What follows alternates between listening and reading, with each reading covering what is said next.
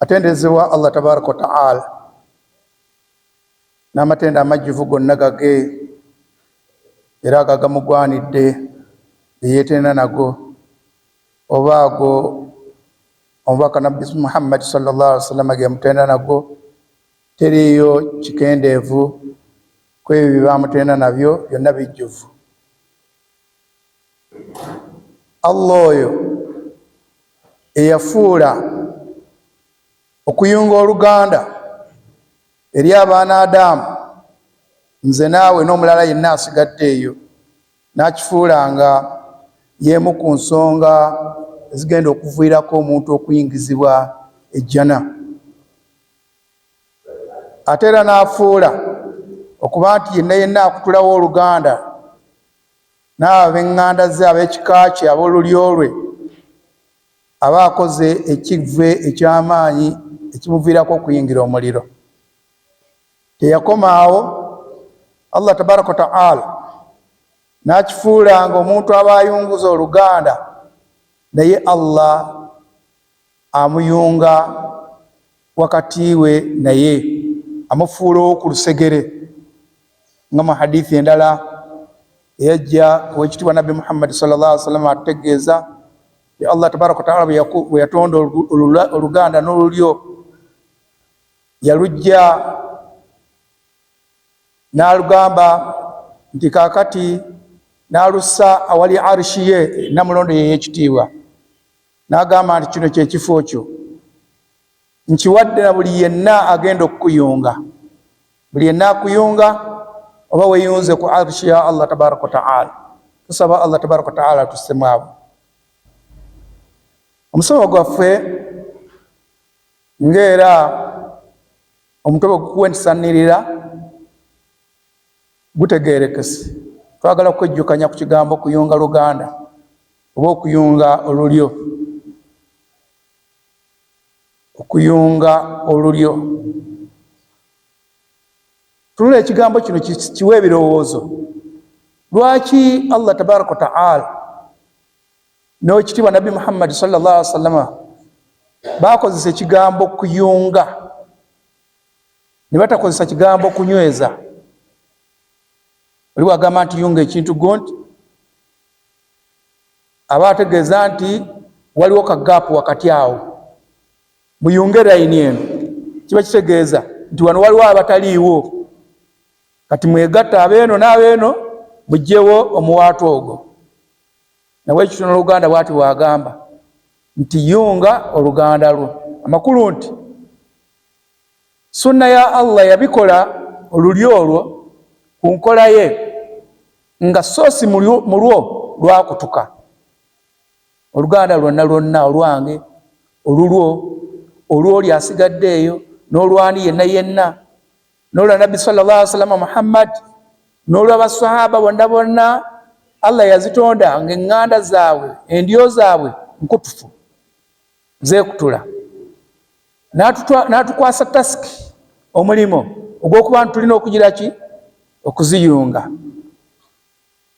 Nabbi sallallahu alaihi wasallam yakikola n'akigezaako, newankubadde nga abamu bamwekutulako, naye buli be yeeyunganga yabiyungangako, n'oli amwekutuddeko n'ayunga, n'amwekutuddako n'ayunga. Ne bannabbi ba Allah tabaraka wa ta'ala abaasooka bonna bonna ani gwe bateekutulako? Ibrahimu alayhi salatu wassalam eyasooka okumwekutulako yali taata we. Kati taata bw'aba akwekutuddeko ate abooluganda, bakojja, bataata omuto, basenga, taata mwenyini akwekutuddeko. Naye ye Ibrahimu yasigala agira ki? Ayunga. Yagamba nti nonukutuse naye era nja dugira ki? Duyunga. Yagamba atya? Yamugamba taata wa Ibrahimu Azara, agamba Ibrahimu, la illam tantahi la arjumannak, senga tobivaako ebyo byoliko ebyokutugamba mala Katonda ali omu mala biki biki, nja kukuba amayinja. Wahjurni maliya, ate kirala nvira ogende. Amulaganyisiza kumukuba mayinja amutte, ate era amuviira amusenguka ove ne mu maka gange. Gwe baagoba yakola atya mu kuliyunga? Yagamba nti sa astaghfiru laka rabbi, nja kukusabira Allah tabaraka taala agireki akusonyiwe. Olwo Luganda bwe baleeta faya zaayo kirungi, ayagadde kutta akoze eddogo akutte, akulimiridde ku mulimo gwe muyite musembezi, akuliddeko bw'asala enkoko yakulyako gwe bw'osala eyiyo muweerezi. Okwe kuyunga ki? Oluganda. Topiki eno olw'obufunda bw'obudde tujja gikutulamu ebitundu nga 3, byalibadde nga 4. Kisooka tujja kulaba kibonerezo ki omuntu kyafuna senga abatayunze Luganda kuno ku dunia ne ku akhira. Tumale tulabe kaseera wakana atusobozesa biki bye tukola ebiraga nti mu butuufu tuyunga Oluganda. Biki bye tulina okukola buli yenna ayagala okuyunga Oluganda, biki byalina okukola ebiyunga Oluganda? Kubimu ku byo buli kimu tugenda kukoonangako bukonyi, si kubimalayo. Tugamba nti ate Shehe bye yayogera byebyo byaggwayo, yagamba ekyo teyakissaamu, bye yayogera tekyalimu. Nedda, ebimu ku bibonerezo omuntu byafuna nga tayunze Luganda. Ate bwe mba njagala okuyunga Oluganda, biki na biki obusiraamu bye buŋŋamba okukola ebiraga nti ndi kuyunga ki? Luganda. Then olw'okuba tufunye ebibonerezo tufuneyo n'empeera omuntu zaafuna senga abayunze eki? Oluganda. Senga akaseera kabadde katusobozesa twalifunyeyo ezimu ku example mu baatusookawo mu kuyunga Oluganda be tulina okulabirako nga bwe baakola.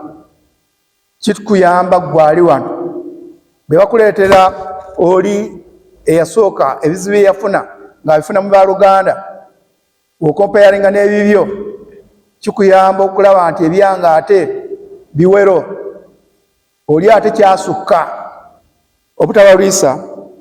Tusabe Allah tabaraka taala atusobozesa okubanga tubufuna obuddakiika buno obutonotono insha Allahu taala. Lwaki tusoose na bibonerezo? Olw'okuba nti akadde kayinza okuba nga tekatusobozesa, twalibadde bye tusembyayo. Naye omu ku basahaba atugamba nti kaana nnaasu yasaluna an alkhair, yasaluna Rasulullah sallallahu alaihi wasallam an alkhair. Hudhaifa ibn al-Yaman sahibu sirri nanyini byama bya Mubaka sallallahu alaihi wasallam yamuteresa ebyama erina ekyama kyeyamukwasa. Nanyini kyama si byonna, wabula alina ekyama kyeyamuteresa ekyokumubuulira abannanfuusi. Namugamba gundi munanfuusi negondi naye tobuulirako muntu ki mulala. Kyova oyo olaba bamuyita sahibu sirri, nanyini kyama, si asrar, si byama, wabula nanyini kyama. Era yakikuuma, teyaboogera. Yagamba kyetumwagaddemu, yagamba nti abantu baalinga babuuza omubaka nga ebibuuzo byabwe bigamba kiki ekinaatuyingiza ejjana, tuyingiza ejjana, kiki kyenkola Allah nansiima nagira ki? Wakuntu as'aluhu an sharr, ate nze Allah nabbi sallallahu alaihi wasallam nali mubuuza bibi, kiki kyenaakola ekinyingiza omuliro, makhafatan an yadrikani, nga ntya okubanga mbifuna, kubanga yakimanya nti senga mpona omuliro toyagala ndi wamuki bamujjana. Naye ate bwe mbuuza ebyejjana byokka byokka nga biri ebina nyingiza omuliro sibigize, eri abagenda okuyingira ejjana naye nga asookezeddeko mu muliro, kati ye kaabimalireyo ddala, omuliro taguyingidde, obutereevu agenda mu jjana. Yensonga naffe katusookere ku bibi akabi akali mu butayunga Luganda. Ekisooka tujja kufunayo ensonga nga 4 olw'obufunda bw'obudde. Akasooka istihqaqu la'ana, oba okolofwayinga okakatibwako buli lw'okutulawo Oluganda n'ab'eŋŋanda zo. Saagala kumanya by'abaganda bange, by'abannyinaze, basenga tombuulira, bano bakojja, mwanti mwana wa taata oli omuto yazze mbambuuza ku mikutu ne bakussaako n'ogira ki n'owejjayo. Saagala kumanya bya famire byange, ebyange birinze na mukyala wange oba ndinze na mwami wange. Linda kino istihqaqu la'ana, Allah akusaaka ekibonerezo oba okwalifyinga okufuna ekikolimo, naye manyi kitegeeza okugamba nti omuntu fulani gundi Allah amusizza mu kikolimo kye. Example y'abakolimirwa kanjikuwe oba oli awo be wali egombi. Iblis alayhi laana, sitaani, Allah tabaraka taala yamukolima olwali bulungi nnyo. Wahuwa fil akhirati min al khasirin, mukufaafaganirwa ku lunaku lw'enkomerero. Ate agenda kubeera mu muliro yo gwe gwaggwa dda, tekyali kubuuza, tayinza kuvaamu. Istihqaqu laana, Allah akusaako ki ekikolimo. Wa ghadabihi, n'obusungu bwe bw'amaliriza wa dukhuli nar, n'akuyingiza ki omuliro. Etteeka eryo tujja lisanga mu surat ar-Ra'd. Surat ar-Ra'd ndowooza eno aya eyo kajja tunasoma. Surat ar-Ra'd aya 25. Allah agamba baada audhu billahi minash shaitani rajim, walladhina yanquduna ahda Allah, namazima abakutulawo endagaano ya Allah, min ba'di mithaqihi, oluvannyuma lw'okuba nti Allah amaze oginyweza ndagaano ki gye yakola naffe. Yakola naffe endagaano na'budahu, okubanga tumwesinza, wala nushriku bihi shay'an, tuleme kumugatikako na kintu kirala. Yendagaano ekulembera mu ndagaano Allah yakola nani naffe. Agamba nti mazima abakutulawo endagaano ya Allah, oluvannyuma lw'okuba nti yaginyweza. N'atubuuza alastu birabbikum qalu bala, ne tugamba nti ye weewaawo gwe Katonda waffe. Wa yaqta'una ma amara Allahu bihi an yusal, ate bwe bamala era ne bakutula n'oluli olwo Allah lwe yalagira okubanga bayunga, ne bakutulawo ebyo Allah bye yalagira okubanga babiyunga, okuyunga oluganda. Wa yufsiduna fil ard, bwe bamala ne boonoona ne mu duniya muno. Akutudde oluganda kyokka ate yayongerako okugeya, obulimba, okuwaayiriza, okukola enkwe, n'okukola na buli kyamu kyonna kyonna, kuloga. Bali batya abo? Ulaika lahum la'ana, abantu ab'ekikulanga ekyo balina ekikolimo, okuva ewaani ewa Allah. Walahum su'u ddar, ate era balina ennyumba ekyasinza okubeerayo embi ku lunaku olw'enkomerero, nga nagwo gwe kiki? Gwe muliro. Teriyo nju egusinga kubeera bubi. Annar yenju ekyasinzeeyo okubeera embi ewa Allah tabaraka wa ta'ala, gyeteekerateekera abajeemu be. Ensonga eyokubiri, buli yenna yenna akutulawo oluganda, kyoba olindirira al-hirman min dukhuli janna, gwe jana gyerabire. Hirman Allah agifuula haramu ku ggwe, togenda kuyingira ki? Jana. Hadith Nabi sallallahu alaihi wasallam agamba atya, la yadkhulul jannata qati'un, tagenda kuyingira jana oyo akutulawo olulyo. Bw'oba wekutula n'ab'eŋŋanda zo, gwe bw'ogamba nti toyagala kumanya biki, muganda wange ne swala tewaanira bwereere, kubanga togenda giyingira ejjana. Allah tabaraka wa ta'ala yagikugaana. Byonna byonna biri byokola hijja otamenyekera bwereere. Mala bwetugenda bwendaba abali obubi ne mbayamba, omenyekera bwereere. Nabi sallallahu alaihi wasallam agambye la yadkhulul janna qati', hadithi ntuufu nnyo. Ekibonerezo ekirala ekyokusatu kiyinza okwongerako awo, ta'jilul uquba lahu fi dunya qabla al akhirah. Abamu kubo Allah tabaraka wa ta'ala abakutulawo eŋŋanda abanguyiriza ekibonerezo kyabwe kuno ku nsi. Abamu n'ekyo nga ne ku akhira ate balinze, abawaako ka bonasi k'ekibonerezo, abakutulawo oluganda olulyo. Genda weekyekinge mu mbeera zo weebaayo ebyakyukakyuka. Kyandibanga kanaaluzaala kukutulawo ki? Luganda. Bw'obanga wali ne mukyalawo oba wali ne bbaawo, ng'ogamba saagala kutegeera byabaŋŋanda na biki, omala n'ofuna amasaibu, ebizibu, bwana bulwala, obwana tofunyeemu baraka, biki, emaali efafaaganye, gwe mwennyini tofuna mirembe na biki, sigamba nti buli afuna ebyo aba yakutulawo oluganda, naye abamu kubo kanaaluzaala yandibaki okutulawo ki oluganda. Lwaki?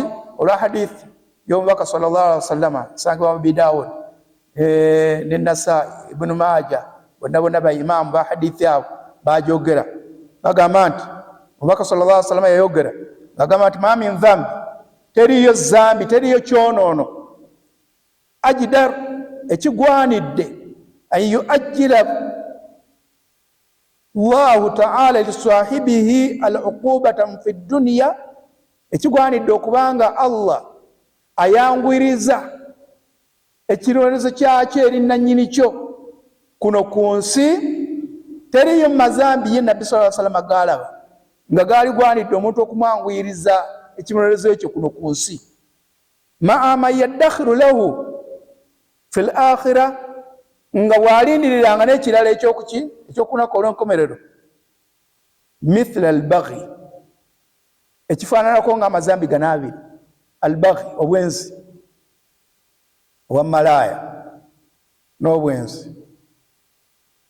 Ebiseera ebimu Allah tabaraka wa taala ekibonereza akikuweerawo kashi ku duniya nekikutuukako naye nga kyava mu bwenzi. Oluusi gulwadde, oluusi fufaaganirwa maali yo nesaanawo, oluusi ki gye mugenzeeyo ogenze mu kwenda ne malaya mugenze mu loogi, ositudde ebyobugagga byo byonna byonna, genda okuvaayo ng'okaaba amaziga, bakubbye. Dhambi Allah akwanguyiriza.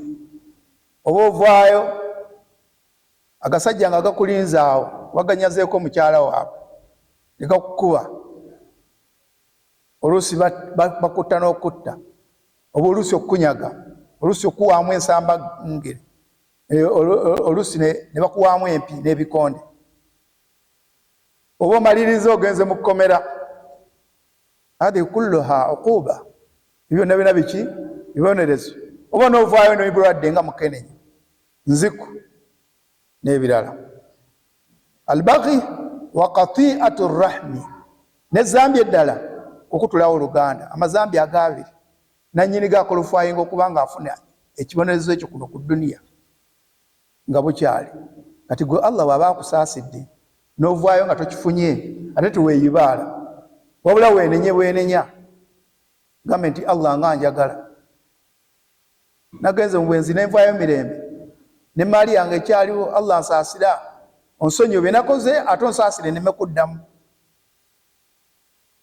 Kubanga ekiseera kyonna kyonna ekibonerezo kiyinza okujja, kiyinza okuba nga tekizze ku olwo naye nga kibuzaayo ennaku nga bbiri. Kati olina okukola tawuba, weenenye nga bukyali. Oba oli awo n'akiyimiriza ti omuddu wange azze gye ndi, waqati'atu rrahmi, wakutuddewo oluganda, luyunge nga bukyali. Yunga amangu ddala. Muganda wo n'alwaza omwana n'abeereyo ku kitanda, okimanyi bulungi nti abadde afunira abawaka ekyokulya, kati ate waana bulwadde. Mu ddwaliro sente ziri kwagalwa, naye gwe n'obeereyo ne mukyalawo ne mulya ne munywa, n'otoyitayooko yadde okumuwa ku salaamu oba okumutwalirayo omutwalo. Qati'atu rrahmi, okutuddewo ki oluganda. N'ensonga endala ku bugemu ku mazambi etuyinza okusembyayo ebibonerezo, adamu qabuli llahi ta'ala fi amali lfard, okutulawo oluganda ekubeerera ensonga ey'obutakkiriza mirimu gyo gy'okoze. Mu hadithi gye tutasomye wano nti Allah tabaraka wa ta'ala buli muntu omwana Adamu emirimu gy'akola Allah tabaraka wa ta'ala janjulwa yawmu al-khamis, olunaku olwokuna, nejanjulwa ewa Allah tabaraka wa ta'ala negisitulwa. Wabula mumujjamu ono akutulawo oluganda bagamba nti ejjo eyo musooke mugizzeeyo, tegirinnya ggulu, tegigenda wa Allah tabaraka wa ta'ala, bagamba ejjo mugizzeeyo wansi paka bwe baliddiŋŋana girijja, bali babaganye gisigaleyo. Tujja kukomaawo insha Allah ku bibonerezo ebyo bimala mu mazzi omuntu, ne bwe kyalibadde kimu kyalibadde kikumala. n'okitya ku byonna tekuliiko kyangu